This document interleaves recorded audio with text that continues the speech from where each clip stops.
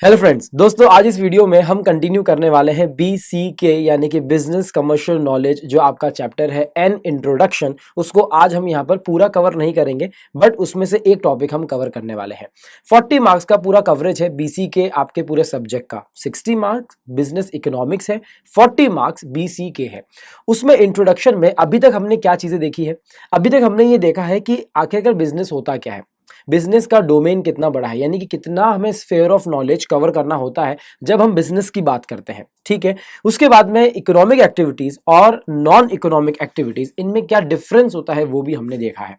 अब टाइम आ गया है, जो आपको टाइटल दिख रहा है, फॉर्म्स ऑफ बिजनेस ऑर्गेनाइजेशंस, यानी कि बिजनेस ऑर्गेनाइजेशन कितने कितने अलग अलग टाइप्स का हो सकता है, ये हम समझने वाले हैं। आपने शुरू से बचपन में जब से आप अकाउंट्स इकोनॉमिक्स पढ़ रहे हैं, 11th स्टैंडर्ड से पढ़ रहे हैं, आपने ये नाम हमेशा सुने होंगे।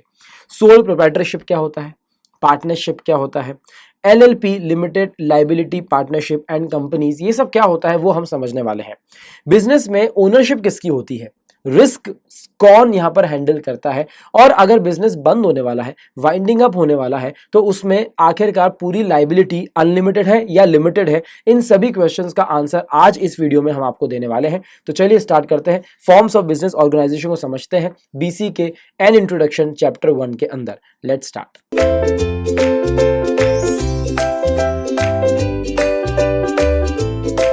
दोस्तों हम बात कर रहे हैं बिजनेस की। इतना अच्छा टॉपिक है और इतना इजी टॉपिक है कि आपको ये समझने के लिए बुक्स की जरूरत भी नहीं है। सर आप ऐसा क्यों बोल रहे हो? क्योंकि बिजनेस इज समथिंग जो आप डे टू डे लाइफ में देखते हो, आप करते भी हो, और आपको बिल्कुल वहां पर एक्सपीरियंस में समझ में आता है कि ये जो बंदा जो भी चीज कर रहा है ये इसका बिजनेस है। राइट, मतलब कि सबसे बेसिक्स अगर हम बिजनेस की बात करें तो अगर एक भेलपूरी वाला फुटपाथ पर खड़े होके वो बेच रहा है तो वो भी उसका बिजनेस है, और अगर एक मॉल के अंदर कोई एक शॉपकीपर है जो अपनी दुकान चलाता है तो वो भी उसका बिजनेस है।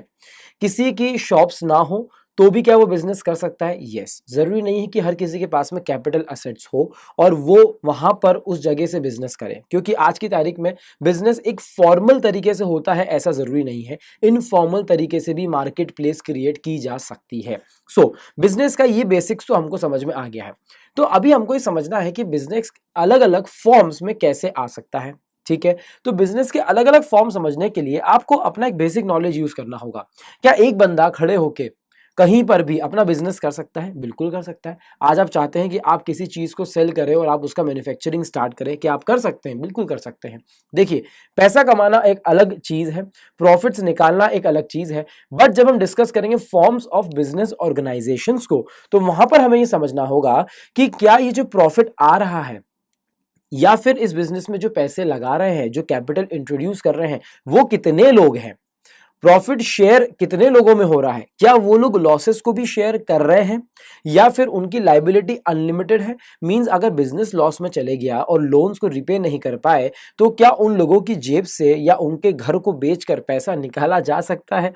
ये सब चीजें हमें समझनी होगी फॉर्म्स के अंदर।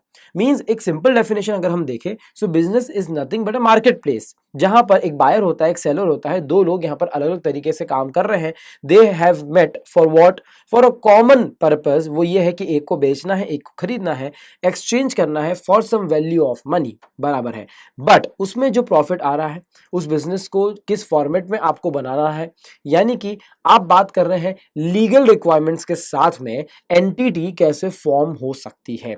मींस हम क्रक्स की बात नहीं कर रहे हैं, हम बॉटम की बात नहीं कर रहे हैं। बॉटम और बिहाइंड द स्टेज तो हमको पता है कि क्या हो रहा है, दो लोग धंधा कर रहे हैं, कमा रहे हैं, खा रहे हैं, बट हमें ये कहना है कि वो चीज पेपर पर कैसे दिखेगी, लीगल रिक्वायरमेंट्स उसके लिए क्या क्या होगी, उसका नाम कहां पर रजिस्टर्ड होगा, लाइबिलिटी किसकी होगी। मींस लीगल रिक्वायरमेंट्स के साथ में जब हम समझते हैं तो हम उसको बोलते हैं forms of business organisations. I hope आपको समझ में आया होगा कि मैंने आपको ये बेसिक यहां पर क्यों बताया है। Now forms of business organisation को स्टार्ट करने से पहले मैं आपको बता देना चाहता हूं, मॉड्यूल में जो चीजें कुछ कवर की गई है उसको हम समझेंगे। वो है बिजनेस ओनरशिप, कि बिजनेस को कौन ओन करता है, ये हमको समझना जरूरी है। ओनरशिप क्या चेंज हो सकती है, ओनरशिप क्या बहुत सारे लोगों में बढ़ सकती है, ओनरशिप क्या सिर्फ एक पर्सन अपने पास में रख सकता है, ये सभी क्वेश्चंस का हम आंसर अभी देने वाले हैं। चलिए देखिए, फॉर्म्स ऑफ बिजनेस ऑर्गेनाइजेशन, यहां पर आपको दिखेगा ये टॉपिक 1.5 आपकी मॉड्यूल में दिया हुआ है। ठीक है, अब दोस्तों आपके मॉड्यूल में फॉर्म्स ऑफ बिजनेस ऑर्गेनाइजेशन यहाँ पर 1.5 के अंदर दिया हुआ है, ठीक है। नाउ इन दिस टॉपिक आपको सबसे पहले क्या देखना होगा, आपको देखना होगा कि जो मैंने अभी आपको इंट्रोडक्शन दिया है क्या वो इसी तरीके से यहाँ पर बताया हुआ है, इतना डिटेल में नहीं है, मैंने आपको अलग से कुछ चीजें समझाई है, बेस क्रिएट किया है। अब आप ये बस यहाँ पर देख लीजिए, फॉर एग्जाम्पल से इन्होंने क्या लिखा है, on the basis of the nature of activity undertaken a business may be engaged in industry, trade or other services, right मतलब कितने तरीके से हम क्लासिफिकेशन कर सकते हैं वो हम आगे देख चुके हैं, कितने तरीके से हो सकता है। तो sir on the basis of nature of activity, किस चीज का आप धंधा कर रहे हैं, आप इंडस्ट्री में है, मैन्युफैक्चरिंग में है, आप ट्रेड कर रहे हैं, आप सर्विसेज यानी कि कॉमर्स के अंदर आप है, ठीक है, आप किस साइज और किस स्केल पर आप काम कर रहे हैं, आपका लेवल माइक्रो स्मॉल मीडियम या लार्ज वाला है, इस हिसाब से अलग अलग बिजनेस ऑर्गेनाइजेशंस बन सकते हैं, राइट। बट इन सभी चीजों में एक चीज जो कॉमन है, that is what, that is ownership. Yes, आप अगर किसी को पैसे देते हैं या आप कहीं पे इन्वेस्ट करते हैं, इन्वेस्ट करने का मतलब क्या है, आपने अपना मनी जो आपके पास में रखा हुआ था वो किसी को दिया, कहीं पर लगाया, तो you expect return out of that money in the future, आप उससे रिटर्न एक्सपेक्ट करते हैं और आप इतने रिटर्न के साथ में आपका प्रिंसिपल अमाउंट भी ऑब्वियसली आप एक्सपेक्ट करेंगे कि वो आपको मिले। आपने आपके फ्रेंड को 1 लाख रुपए दिए हैं शेयर मार्केट में लगाने के लिए, तो आप क्या बोलेंगे, 1 लाख रुपए तो देना ही मुझको 1 साल बाद में, बट एटलीस्ट मुझे कुछ ना कुछ रिटर्न देना, प्रॉफिट देना, राइट। इसी तरीके से बिजनेस में अगर कोई एक ओनर या फिर कोई बिजनेसमैन या कोई एंटरप्रेन्योर अपना पैसा लगा रहा है तो वो एक्सपेक्ट करेगा कि उसको वहां से रिटर्न्स मिलने चाहिए। तो जैसे ही आपका पैसा लग जाता है उसके साथ में क्या आ जाता है, राइट्स आ जाते हैं। राइट्स मतलब क्या है, आपने अगर ये बिल्डिंग खरीदी है, मतलब आपने पैसा लगाया है, तो क्या आप इस बिल्डिंग को ओन करते हैं? यस।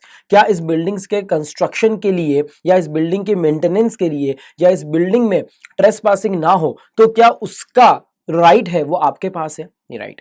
तो इसलिए यहां पर हम सबसे पहले डिस्कस करेंगे कि आखिरकार ये बिजनेस ओनरशिप क्या होती है। सबसे पहला point, business ownership is a bundle of rights. Ownership आई ना आपके पास में, it is a bundle of rights, यानी कि उसके साथ में आपके पास बहुत सारे राइट्स आए हैं। किस चीज के राइट्स आए हैं, ऐसे क्यों बोल रहा है, दीज राइट्स अक्रू बिकॉज, क्यों, जो मैंने आपको बोला, a person has invested money, उसने अपना पैसा लगा दिया है ना, तो एक जगह पैसा लगा दिया तो उसने अपने पास में एक्सक्लूसिव राइट्स उस चीज के रखे हैं। सो बिजनेस ओनरशिप आ कहां से रही है, business ownership occurs by investment of capital, आपने अपना पैसा लगाया तो वहां से ओनरशिप आपको मिलती है। अब बिजनेस ओनर्स जो होते हैं, पैसा लगाया है तो क्या प्रॉफिट्स उनके पास में आएंगे? यस, प्रॉफिट्स भी आएंगे और लॉसेस भी आ सकते हैं, क्योंकि किस फॉर्म का बिजनेस ऑर्गेनाइजेशन है उस पर डिपेंड करता है कि आप प्रॉफिट्स ही शेयर करने वाले हैं कि आप प्रॉफिट और लॉसेस दोनों शेयर करने वाले हैं। सर ऐसा हो सकता है क्या कि मैंने आपको पैसे दिए और आपके बिजनेस में इन्वेस्ट किया या आपके पार्टनरशिप फर्म में मैं एक पार्टनर हूं, तो ऐसा हो सकता है कि मैं पार्टनर हूं सिर्फ प्रॉफिट्स के लिए और लॉसेस के लिए मैं पार्टनर नहीं हूं? Yes, it is possible. अगर आप एक्टिव पार्टनर है, स्लीपिंग पार्टनर है, तो आपके राइट्स भी चेंज हो जाते हैं अगर आपका form of business organisation change होता है तो। सो ओनर है तो बाय डिफॉल्ट प्रॉफिट और लॉसेस भी वो शेयर करता ही करता है। Business owners also have a right to run the business, that is to manage and management, manage करने के साथ में डे टू डे एक्टिविटीज करने के साथ में ये राइट्स भी उसके पास में आ जाते हैं। तो अगर हम इस स्टैंजा से ये पता करने की कोशिश करें कि आखिरकार बिजनेस ओनरशिप के साथ में कौन कौन से राइट्स आते हैं, तो हम क्या उसको इस तरीके समराइज कर सकते हैं कि उसके पास में राइट्स है सबसे पहले, क्यों है, तो वो इसलिए है क्योंकि उसने कैपिटल इन्वेस्ट किया है, बराबर है। प्रॉफिट और लॉसेस तो हम यहां पर मेंशन कर ही सकते हैं, साथ में मैनेज करने का और डे टू डे एक्टिविटीज का उसके पास में राइट्स आ चुका है, ये तीसरा राइट हो गया है। However in certain forms of business ownership can be separated from management. अब बहुत बार ऐसा क्या होता है कि जो ओनरशिप है और मैनेजमेंट है उन दोनों को अलग अलग सेपरेट किया जाता है, सेपरेट लीगल एंटिटी। ये हमने एक बहुत अच्छी डॉक्ट्राइन भी पढ़ रखी है जो आप आगे पढ़ेंगे या फिर इंटर लेवल पर आप डिटेल में देखने वाले हैं। अगर आप चाहते हैं फॉर योर नॉलेज पर्पस तो आप देख सकते हैं, उस पर भी हमने वीडियो बनाया है। So an important right associated with business ownership is the right to dispose off. Okay, मतलब सर इतना ही नहीं, हम यहाँ पर बिजनेस को चालू कर सकते हैं, चला सकते हैं, तो क्या उसको बेच भी सकते हैं? बिल्कुल बेच सकते हैं। क्या आपके पास राइट है कि आप उसको डिस्पोज कर सकते हैं, उसकी ओनरशिप को ट्रांसफर कर सकते हैं, बराबर है। सक्सेशन से, सक्सेशन मतलब ओनर की डेथ हो गई, तो क्या सक्सेशन के बाद में वो उसकी ओनरशिप जो है बिजनेस की वो ट्रांसफर हो जाएगी? यस, वो भी हो सकती है। कैसे हो सकती है? तो वो विल के बेसिस पर हो सकती है, और भी बहुत सारे तरीके हैं कि सक्सेसर्स को कैसे यहाँ पर ओनरशिप मिलती है, वो हम आगे डिस्कस करेंगे। इन शॉर्ट, अभी तक क्या हो गया? अभी तक ये हो गया है, अगर हम इसको अच्छे से देखें कि बिजनेस ओनरशिप की सर हम बात कर रहे हैं, बिजनेस ओनरशिप कैसे आती है? तो बिजनेस ओनरशिप आपके पास में आएगी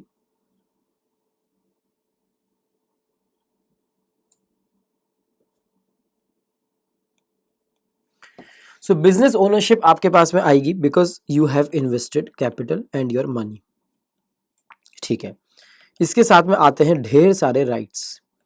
राइट्स में सबसे पहला राइट आपका आएगा प्रॉफिट एंड लॉसेस का, दूसरा राइट आएगा मैनेज करने का, ठीक है, डे टू डे एक्टिविटीज को भी। तीसरा राइट आएगा, ये क्या है, इसको आप रन करने का बोल सकते हैं, इसको आप बोल सकते हैं प्रॉफिट एंड लॉसेस, यानी कि जो बिजनेस रन करके जो आपको फायदा या नुकसान हो रहा है वो। कैपिटल डाला है मतलब आप एक बिजनेस को स्टार्ट करने का राइट रखते हैं, चलाने का राइट रखते हैं, और उसको डिस्पोज ऑफ करने का भी राइट रखते हैं। या तो डिस्पोज ऑफ करेंगे या फिर आप ओनरशिप को ट्रांसफर भी कर सकते हैं। ठीक है, इतने सब तरीके होते हैं। जो ओनरशिप के साथ में बंडल ऑफ राइट्स की बात चल रही है वो ये है। ओके, अब क्या ओनरशिप एक पर्सन की हो सकती है कि जॉइंटली बहुत सारे लोगों की हो सकती है? तो ये कह रहे हैं अगले पॉइंट में कि हो सकती है ना, बिजनेस में भी ओन्ड सिंगली और जॉइंटली, दोनों तरीके से हो सकता है।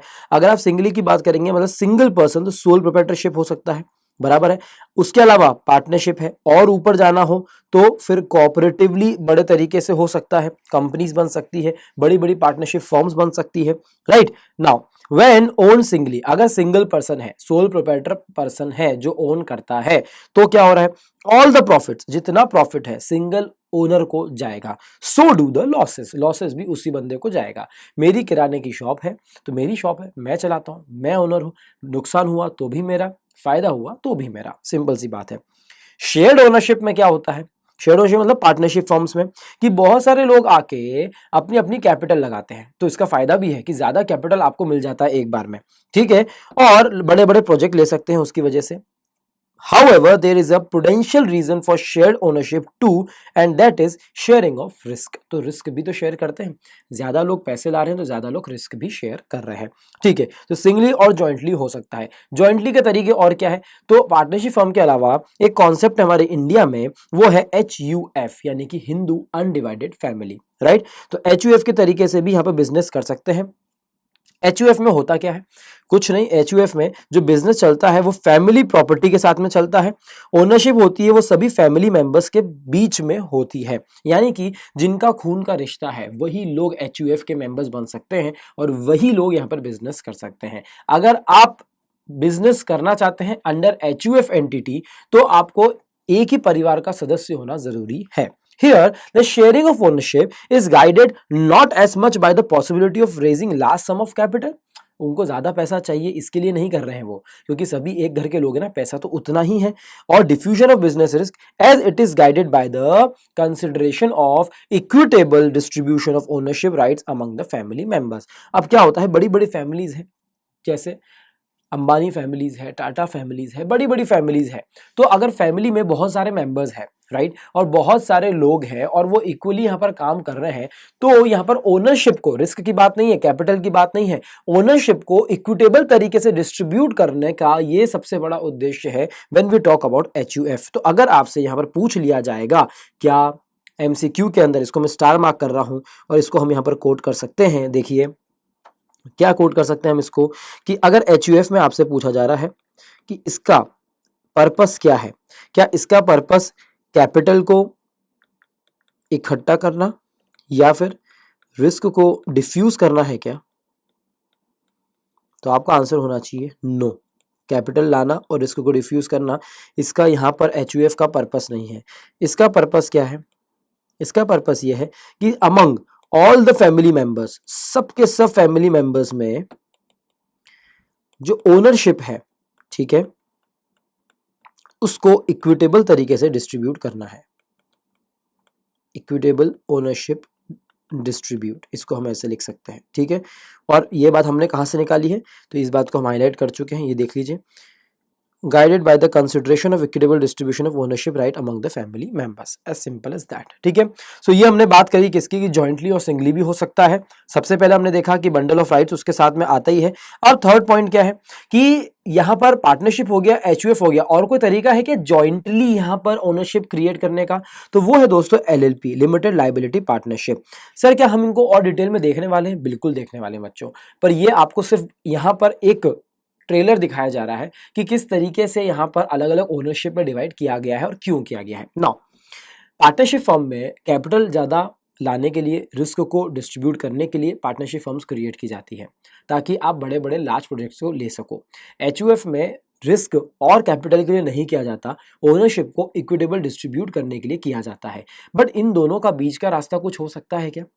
हमें लाइबिलिटी चाहिए, पार्टनर्स भी चाहिए, बट लाइबिलिटी हमारी लिमिटेड होना चाहिए सर, ऐसा हो सकता है क्या? बिल्कुल हो सकता है। तो एक नया फॉर्म ऑफ ऑर्गेनाइजेशन निकाला गया जिसका नाम बताया गया एलएलपी, लिमिटेड लाइबिलिटी पार्टनरशिप, नाम से हमको समझ में आ रहा है। Now liabilities are more than business assets, their personal wealth would be utilised for meeting the business liability. क्या डायरेक्टली लाइन क्यों बोली मैंने? क्योंकि वो बोल रहे हैं कि जब आपके असेट्स आपकी लाइबिलिटीज से कम हो जाते हैं तो अब नुकसान तो हो गया है, अब पैसे निकालने हैं, तो जो पर्सनल वेल्थ है वो यूज की जाती है, बराबर है। सो पर्सनल वेल्थ को यूज किया जाता है। अब ये तो बड़ा लोचे वाली बात हो गई, मतलब कि चार पार्टनर्स हैं, चार पार्टनर्स अपने अपने घर के अंदर बैठे हुए हैं, चारों की एक पार्टनरशिप फर्म चल रही है, पार्टनरशिप फर्म्स में बहुत ज़्यादा लॉसेस हो गए हैं। अब वो लॉसेस जो पार्टनरशिप फर्म की इनकम है, असेट्स है, उनसे भी पूरे नहीं हो पा रहे हैं, तो सब लोग चल के उनके घर पे आ गए, चलिए आपके चारों के एक एक बंगले हैं, तो ये बंगलोज आप हमको बेच दीजिए। तो ये क्या हुआ कि पर्सनल वेल्थ पर अटैक हो गया। This is not a good sign ना। तो ऐसा कुछ हो सकता है कि जितना हमारा पार्टनरशिप फर्म में शेयर हो उतना ही हम लॉसेस बेयर करें, बिल्कुल हो सकता है। वही बात है लिमिटेड लाइबिलिटी की। देखिए, there is no distinction between the business person and business. The idea of limited liability caps the liability of the business person just to the extent of their investment in business। मतलब इसका example क्या है? Simple सा देखिए, अगर आपकी एक partnership firm है, ठीक है, JK LLP नाम है उसका, JK LLP। Now in this limited liability partnership 4 partners AK, CJ, JK and SK, चारों पार्टनर्स यहां पर कंट्रीब्यूट कर चुके हैं 10-10 लाख रुपए, ठीक है। सो टोटल यहां पर कंट्रीब्यूशन कितना हुआ कैपिटल का? 40 lakh rupees. Now 40 lakh rupees है, इनके असेट्स है 50 लाख के, ओके, और लाइबिलिटीज क्रिएट हो चुकी है 70 लाख की, बराबर है। मतलब लॉसेस यहां पर कितने के हैं आपके सामने? 20 लाख के लॉसेस हैं आपके पास में। अब ये 20 लाख के लॉसेस कौन शेयर करेगा? क्या चारों शेयर करेंगे? बिल्कुल करेंगे। तो सर कोई दिक्कत नहीं है, 20 डिवाइडेड बाय 4 कर लीजिए, 5-5 लाख रुपए हर कोई शेयर कर लेगा, बराबर है, राइट। तो 5-5 लाख रुपए सबकी जेब से लगते हैं। अब प्रॉब्लम क्या है? अगर ये 5-5 लाख रुपए तब थे जब 20 लाख का नुकसान था। मेरा कहना है कि अगर नुकसान 20 लाख का ना हो और कितने का हो, लेट्स से नुकसान हो यहां पर आपका 60 लाख रुपीस का, 60 लाख का नुकसान हो गया है, ठीक है। उसकी रिवर्स कैलकुलेशन करके आप एसेट्स और लायबिलिटीज निकाल सकते हैं। 60 लाख का नुकसान है तो ये लॉसेस क्या चारों शेयर करेंगे? यस, चारों को शेयर करना ही पड़ेगा सर। 60 लाख का लॉसेस है यहाँ पे, क्या चारों शेयर करेंगे? बिल्कुल करेंगे। Now let's change the situation little bit. 40 lakh का यहाँ पर कंट्रीब्यूशन था टोटल, जिसमें सबका इक्वल कंट्रीब्यूशन था। थोड़ा इसको चेंज करते हैं। लेट्स से कंट्रीब्यूशन होता AK का 20 लाख, ठीक है, CJ का रिमेनिंग द सेम 10 लाख और JK का 5 और 5। इस तरीके से टोटल 40 लाख का कंट्रीब्यूशन था। नाउ 60 लाख का अगर हम कंट्रीब्यूशन निकालें तो हर आदमी को यहाँ पर 15 लाख का कंट्रीब्यूशन करना चाहिए लॉसेस में। मेरा क्वेश्चन है, क्या 15 लाख कंट्रीब्यूट करना पड़ेगा लॉसेस में AK को? यस, बिल्कुल करना पड़ेगा। मतलब मैक्सिमम 20 लाख तक वो कर सकता था क्योंकि उसका इन्वेस्टमेंट ही 20 लाख का है। तो वो क्या करेगा, वो बोलेगा कि 20 लाख का मेरा यहाँ पर इन्वेस्टमेंट था, 15 लाख आप मुझसे मांग रहे हो, तो ठीक है आप 15 लाख ले लो मुझसे, मुझे कोई दिक्कत नहीं है, बराबर है, उतना तो मुझे कंट्रीब्यूट करना ही पड़ेगा। सीजे क्या बोलेगा, मैं 10 लाख तक ही दूंगा, 10 लाख की कैपिटल लगाई है, 10 लाख का कंट्रीब्यूट किया है, उतना ही इन्वेस्टमेंट है, उतना ही लॉसेस मेरा होगा। और ये दोनों क्या बोलेंगे, 5-5। ठीक है, आई बात समझ में आपको। इस तरीके से लिमिटेड लायबिलिटी पार्टनरशिप इस कॉन्सेप्ट पर काम करता है कि वो कैप लगा देता है कि आपकी लायबिलिटी कितनी होगी बिजनेसमैन की, बिजनेस पर्सन की, कि जितना आपने यहां पर इन्वेस्टमेंट किया है बिजनेस के अंदर। तो ये होता है लिमिटेड लायबिलिटी पार्टनरशिप। दो चीजें हो गई, बिजनेस ओनरशिप बहुत सारे राइट्स के साथ में आता है, सिंगली और जॉइंटली ये दोनों तरीके से बिजनेस ओनरशिप्स हो सकते हैं। उसके अंदर हमने अलग अलग फॉर्म्स को यहां पर ट्रेलर में देख लिया है। अगला पॉइंट है, बिजनेस में be organised as a proprietary और अ कॉर्पोरेट कंसर्न। अब देखिए ये ना बहुत बड़ा लीगल पर्सपेक्टिव से हम इस बात को समझने वाले हैं। देखिए प्रोप्राइटरी कंसर्न क्या होता है, प्रोप्राइटरी कंसर्न यानी कि यहाँ पर बिजनेस ओनर जो है ना वो एक्टिवली पार्टिसिपेट करता है। अगर मेरी किराने की दुकान है, चलिए छोटी बात है, किराने की दुकान नहीं करते, हमेशा हम बड़ी बात करेंगे, ठीक है। लेट्स से मेरा खुद का यहाँ पर 2 व्हीलर या 4 व्हीलर का शोरूम है, राइट, और यहाँ पे इस शोरूम को मैं चलाता हूँ, तो क्या मैं सिंगल ओनर हूँ, सोल प्रोप्राइटर हूँ, तो मैं एक्टिवली इंगेज रहूंगा उसके अंदर, बराबर है। तो प्रोप्राइटरी कंसर्न में बिजनेस ओनर्स एक्टिवली पार्टिसिपेट करते हैं डे टू डे एक्टिविटीज में। तो उनको क्या बोला जाता है, ओनर मैनेजर्स बोला जाता है, बिजनेस पर्सन बोला जाता है, एंटरप्रेन्योर्स बोला जाता है, और वो पैसिव प्रोवाइडर्स नहीं होते हैं, ठीक है। सो दस not passive providers of the investment capital alone, सिर्फ पैसा लगा के सो नहीं गए, वो सो गए मतलब स्लीपिंग पार्टनर्स नहीं है। सो बिजनेस दस ऑटोमेटिकली बिकम्स क्या, अब वो ऑटोमेटिकली क्या हो रहा है कि जब बिजनेस ओनर एक्टिवली पार्टिसिपेट कर रहा है तो उसका सेल्फ इंटरेस्ट उसमें आ चुका है, ठीक है, वो दूसरों के लिए काम नहीं छोड़ेगा। सर ड्रॉबैक लग रहा है इसमें, एक अकेला पर्सन कितना काम संभालेगा, उतना ही पैसा, लिमिटेड एनर्जी, लिमिटेड उसका एक ही शोरूम रहेगा। अगर मुझे अब अपना एम्पायर बड़ा करना है तो सर 3-4 लोग होते तो ज़्यादा अच्छा रहता ना, ज़्यादा कैपिटल होता, ज़्यादा रिस्क शेयर कर पाते हम, राइट। तो सही बात है, उसके लिए अलग फॉर्म ऑफ बिजनेस ऑर्गेनाइजेशन है जो हमने आगे अभी पढ़ रखा है, ठीक है। So organisation of business as a corporate entity endows it with certain other peculiar characteristics too. अब देखिए इनका क्या कहना है कि अगर आप कॉर्पोरेट लेवल पर उसको चेंज करना चाहते हैं और आप एंटिटी बड़ी करना चाहते हैं तो उसके और भी दूसरे बहुत सारे कैरेक्टरिस्टिक्स होते हैं जो कंपनी आप फॉर्म करने जाते हैं। उसमें क्या होता है, जब आप कंपनी फॉर्म करते हैं तो लीगल रिक्वायरमेंट ज़्यादा होती है, मिनिमम कैपिटल होती है, हो सकता है मिनिमम मेंबर्स हो, मैक्सिमम मेंबर्स हो, वो आपको बातें ध्यान रखनी होगी, ठीक है। So a serious limitation of proprietary business क्या है, प्रोप्राइटरी बिजनेस की प्रॉब्लम है, अगर मैं यहाँ पर सिटी में नहीं हूँ ना तो मेरा बिजनेस नहीं होगा, अगर मेरी तबीयत को कुछ हो जाता है तो मेरा बिजनेस उससे अफेक्ट होगा। मतलब कि सीरियस लिमिटेशन क्या है, the life of the business is एंटवाइंड with the health and life of the owners. But corporate ये लिमिटेशन हटा देता है। कॉर्पोरेट में अब ये कंपनी मेरी नहीं है, अब ये कंपनी मेरे शेयर होल्डर्स की है, आप सब पैसे दीजिए और हम सब यहाँ पर पैसे कमाएंगे। यहाँ पर एक पर्सन अपना पैसा लगा के मैनेजर नहीं बनता है, वो पैसा लगा के शांति से बैठता है और अलग अलग रोल अलग अलग सब लोगों को दे दिया जाता है। तो इस तरीके से as a separate legal person it can thus have a life of its own independent of the life of its owner. Owner अलग, कंपनी अलग। तो सेपरेट लीगल एंटिटी वाला डॉक्ट्राइन ये कहता था कि कंपनी अपने आप में एक पूरी कंप्लीट लीगल पर्सन है और ओनर उससे एकदम अलग है। तो ये हमने क्या देखा है कि कॉर्पोरेट कंसर्न में प्रोप्राइटरी कंसर्न में क्या डिफरेंस है। 3 पॉइंट हमने यहां पर कवर कर लिए दोस्तों। अब विद द गिवन बेस जो हमने समझ लिया है, हमको स्टार्ट करना चाहिए वन बाय वन सभी जो यहां पर प्रॉपर तरीके से हमें सोल प्रोप्राइटरशिप को, लिमिटेड लायबिलिटी पार्टनरशिप को, नॉर्मल पार्टनरशिप फर्म्स को या फिर कंपनी, इन सब तरीकों को हमको एक एक करके समझना चाहिए। फीचर समझेंगे, लिमिटेशन समझेंगे और पूरा टॉपिक इसके साथ में हम फिनिश करेंगे। लेट्स स्टार्ट सबसे पहले सोल प्रोप्राइटरशिप। चलिए तो अब बात कर रहे हैं हम सोल प्रोप्राइटरशिप के बारे में। सबसे पहला फॉर्म ऑफ बिजनेस ऑर्गेनाइजेशन है सोल, मींस सिंगल। प्रोप्राइटरशिप मतलब कि प्रोप्राइटरी कंसर्न बन चुका है, एक ही आदमी उसको संभालने वाला है, ठीक है। तो यहाँ पर क्या होगा, मैंने ऑलरेडी हाईलाइट कर रखा है, हमें पूरा पूरा टेक्स्ट पढ़ने की जरूरत नहीं है। आप शॉर्ट में टेक्स्ट भी कवर होगा, मतलब भी मैं आपको ऑलरेडी थोड़ा थोड़ा समझा चुका हूँ, डिटेलिंग हम साथ में करते जाएंगे। So to be one's is own boss. Problem क्या है आजकल, आजकल प्रॉब्लम यह है कि कोई भी किसी पर्सन के अंडर काम करना नहीं चाहता है, हर आदमी अपना बॉस बनना चाहता है, राइट। तो अगर कोई ऐसा आदमी है जो अपना खुद का बॉस बन के रहे और वो खुद ही बॉस रहे, कोई बोलने वाला नहीं, अपने हिसाब से काम करे, तो उसके लिए सोल प्रोप्राइटरशिप बिजनेस होता है।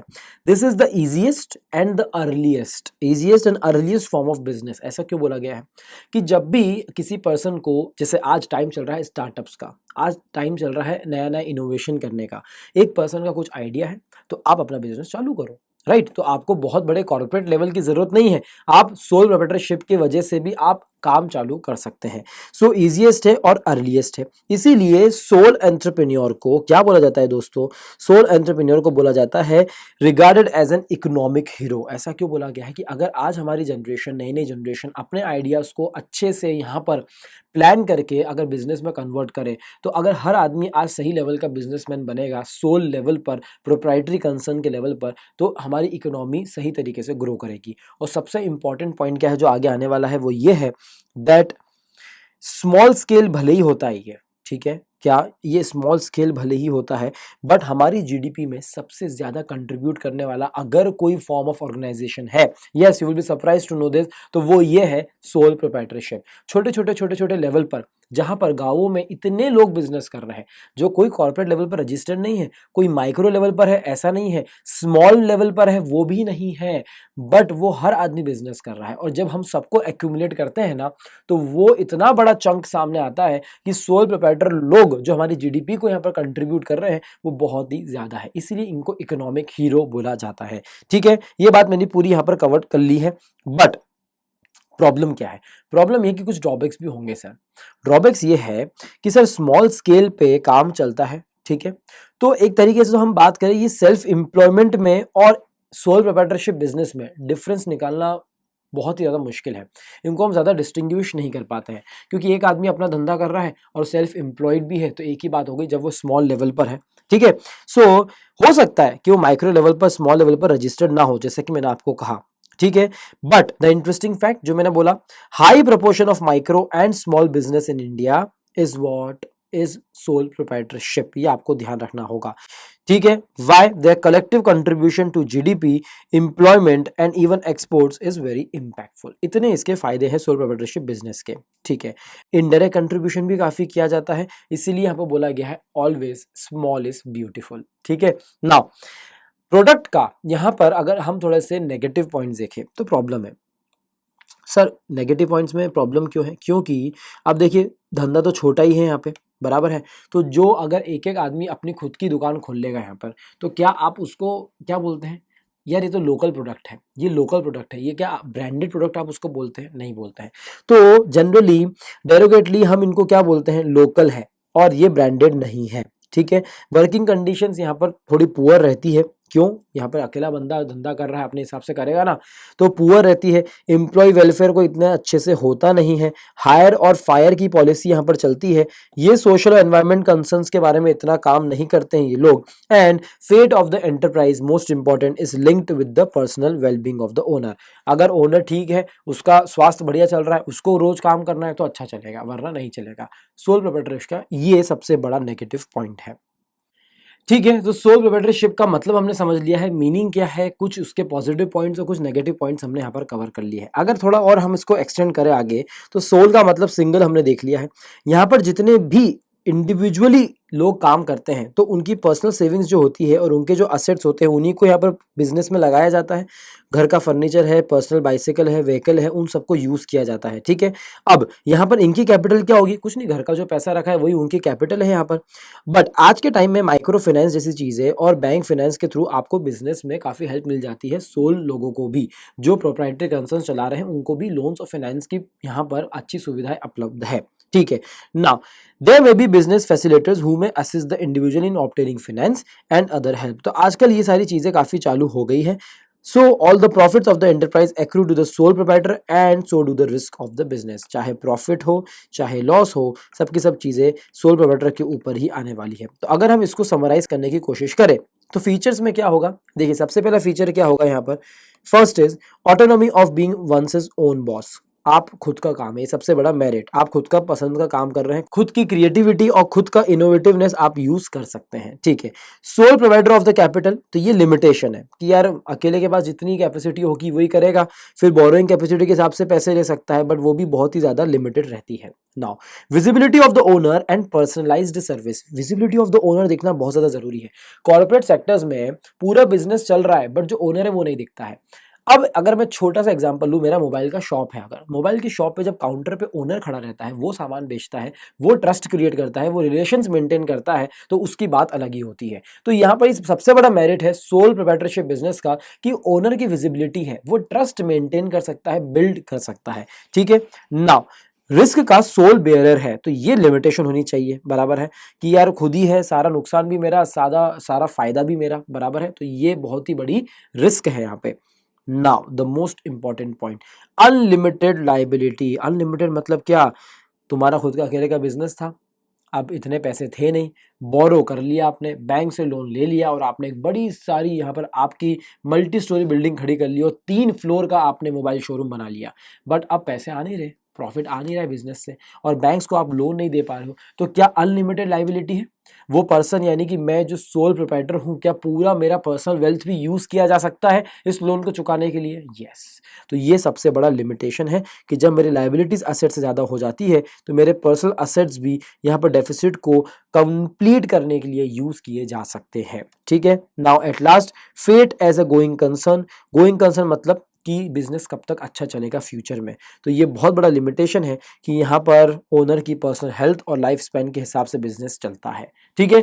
सो इतने सारे कुछ पॉइंट्स हैं जो सोल प्रोप्राइटरशिप के हमने यहाँ पर कवर कर लिए हैं। आखिरी पॉइंट यहाँ पर आता है सक्सेशन का। मींस अगर ओनरशिप एक ही बंदे की है, एक ही बंदे का यहाँ पर बिजनेस है, तो उस बंदे का ओनरशिप होने की वजह से अगर सक्सेशन आगे होना है तो वो कैसे होगा? बाय विल या फिर बाय टेस्टामेंट जिसे हम कहते हैं। तो उसमें वो application of the law inheritance का हम यूज कर सकते हैं, यानी कि अगर एक पर्सन यहाँ पे बिजनेस कर रहा है, अगर वो नहीं रहता है तो वो बिजनेस किसको ट्रांसफर होगा? By the law of inheritance उसके सन को, उसके डॉटर को, किसी को भी ट्रांसफर हो सकता है। सो अ विल और अ टेस्टामेंट क्या है? एक लीगल डॉक्यूमेंट होता है, हमको पता है। If the will is non existence, अगर विल नहीं है तो क्या होगा? सो the application of law of inheritance will come into force. For example, the Hindus, Parsis, Buddhists, Jains and Sikhs, the Hindu Succession Act यहाँ पर applicable हो जाएगा। So इस तरीके से पूरे वीडियो के अंदर हमने अभी तक क्या देखा है, बिजनेस ओनरशिप क्या होती है वो समझा, बिजनेस ओनरशिप कैसे यहाँ पर राइट्स को लेके आती है, साथ में सिंगली और जॉइंटली हो सकती है, बिजनेस ओनरशिप प्रोप्राइटरी और कॉर्पोरेट कंसर्न्स में क्या डिफरेंस है, ये समझने के बाद में हमने सोल प्रोप्राइटरशिप को स्टार्ट किया यहाँ पे, और वहाँ पर सोल प्रोप्राइटर के हमने फीचर समझे, बेनिफिट समझे और ड्रॉबैक्स भी हमने यहाँ पर समझे हैं। तो अगर बेनिफिट्स को, ड्रॉबैक को मैं थोड़ा सा समराइज करूँ यहाँ पर, तो हम उसको थोड़ा सा इस तरीके से देखते हैं, उसके बाद में इस वीडियो को हम एंड करेंगे और नेक्स्ट वीडियो में इस फॉर्म्स ऑफ बिजनेस ऑर्गेनाइजेशन को हम कंटिन्यू करेंगे, जिसमें हम देखेंगे क्या, सोल प्रोप्राइटरशिप के बाद में हम देखेंगे पार्टनरशिप फॉर्म, उसके बाद में हम देखेंगे एलएलपी, और उसके बाद में एचयूएफ, और उसके बाद में हम देखेंगे कंपनी। इस तरीके से 2-3 वीडियोस के अंदर ये फॉर्म्स ऑफ बिजनेस ऑर्गेनाइजेशन चलता रहेगा। इस वीडियो में पहले हम सोल प्रोप्राइटरशिप को समराइज करते हैं, एक टेबल बनाते हैं जिसको आप अपने नोट्स में लिख सकते हैं और आपका पूरा टॉपिक कवर हो जाएगा। Let's see. तो चलिए यहाँ पर समराइज करते हैं हम सोल प्रोप्राइटरशिप। हमने जो यहाँ पर देखा है सोल, SOLE, यहाँ पर मैं लिख देता हूँ। इसके अगर हम बात करेंगे लिमिटेशंस के बारे में, ठीक है, और हम बात करेंगे पॉजिटिव्स के बारे में, तो पॉजिटिव और नेगेटिव इस तरीके से हम यहाँ पर मेंशन कर सकते हैं। सबसे पहला पॉजिटिव यहाँ पर क्या होगा? ओनरशिप का रिलेटेड, ठीक है। तो ओनरशिप रिलेटेड पॉजिटिव्स यहाँ पर क्या है कि यहाँ पर आदमी खुद का बॉस रहता है, बराबर है, तो ये उसका पॉजिटिव हो गया, ठीक है। दूसरा अगर हम बात करेंगे कैपिटल की, तो कैपिटल क्या यहाँ पर पॉजिटिव है कि नेगेटिव है? नेगेटिव है। क्यों? क्योंकि यहाँ पर लिमिटेड कैपिटल है और वो उसके पास में जितना पैसा होगा वो पर्सनल एसेट्स यूज करके उतना ही कर सकता है, तो लिमिटेड होने की वजह से ये उसका लिमिटेशन हो जाएगा, ठीक है। रिस्क के साथ में क्या होता है? रिस्क अगेन एक उसकी लिमिटेशन है, क्योंकि सोल यानी कि उसके ऊपर ही पूरी रिस्क रहती है, तो ये बहुत बड़ा लिमिटेशन हो गया ना, बराबर है। तो रिस्क हो गया, कैपिटल हो गया, ओनरशिप हो गया। ओके, नाउ नेक्स्ट पॉइंट, ये सब होने के अलावा क्या यहाँ पर सक्सेशन जो है वो इजी है क्या? यस, सक्सेशन यहाँ पर बहुत ही ज्यादा इजी है। तो सक्सेशन अपने आप में क्या हो जाएगा? सक्सेशन यहाँ पर एक उसका पॉजिटिव पॉइंट हो जाएगा, ठीक है।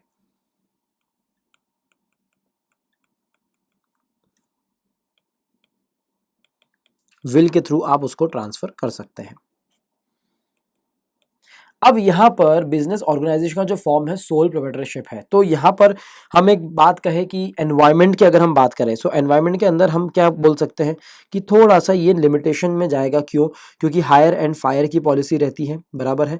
यहाँ पर अपने जो एम्प्लॉयज़ हैं उनके लिए यहाँ पर इतना ज़्यादा कंफर्ट जोन नहीं रहता है, क्योंकि उनके कुछ हित के लिए अच्छा काम किया नहीं जाता, ठीक है। सो ये एक लिमिटेड यहाँ पर पॉसिबिलिटी हो सकती है, क्योंकि कॉर्पोरेट फील यहाँ पर नहीं आती है, ठीक है। एंड एट लास्ट यहाँ पर सक्सेशन वाली जो पॉइंट आपने कही थी, बराबर है। तो सक्सेशन के साथ में हम इसको ये भी अटैच कर सकते हैं पॉइंट दैट गोइंग कंसर्न यहाँ पर फायदे में नहीं रहता है। तो इसको हम सक्सेशन हटा के गोइंग कंसर्न लिखते हैं।